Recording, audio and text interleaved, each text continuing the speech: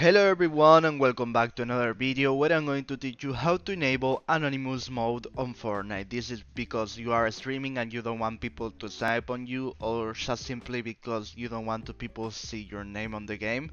Well, actually this is very easy. You have to go to the icon in the right side of your screen, and then you have to go to the option settings here, press it, and go to the last option, that is account and privacy, and you have to scroll down till you find this option on privacy of gameplay, or gameplay just as that, and you have to change this second option to yes. This option says display names during a match.